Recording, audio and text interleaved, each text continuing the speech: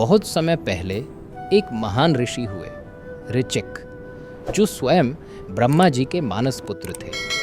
उनकी पत्नी थी राजा गाधी की पुत्री सत्यवती। सत्यवती चाहती थीं कि उन्हें अपने पति जैसे तपस्वी, ज्ञानी और तेजस्वी ब्राह्मण पुत्र की प्राप्ति हो। एक दिन जब उनकी माता आश्रम पहुंची तो सत्यवती ने अपने मन की ये इच्छा उनके समक्ष रखी। ये सुनकर माता बोली, मुझे तो चाहिए ऐसा पुत्र जो वीर हो, पराक्रमी हो, राज्य की रक्षा कर सके, एक क्षत्रिय पुत्र। पुत्री, तुम्हारे पति तो स्वयं महामुनि हैं। उनसे कहो कि वे हमारी इच्छाओं की पूर्ति का उपाय करें।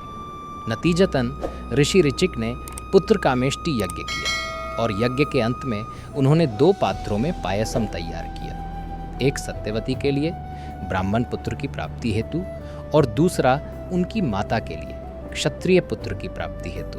पर नियति को कुछ और ही स्वीकार था। दोनों पात्र आपस में बदल गए। जब ऋचिक को यह ज्ञात हुआ तो उन्होंने सत्यवती से कहा, अब जो होना था हो चुका।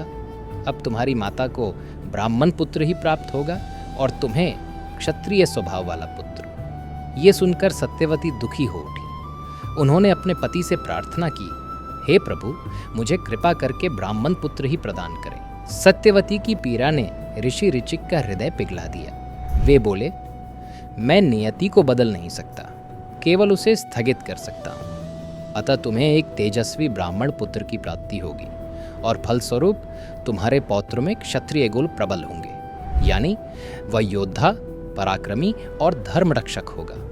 और ऐसा ही हुआ। सत्यवती के गर्भ से जन्म लिया ऋषि जमदग्नि ने और जमदग्नि के पुत्र के रूप में अवतरित हुए भगवान परशुराम।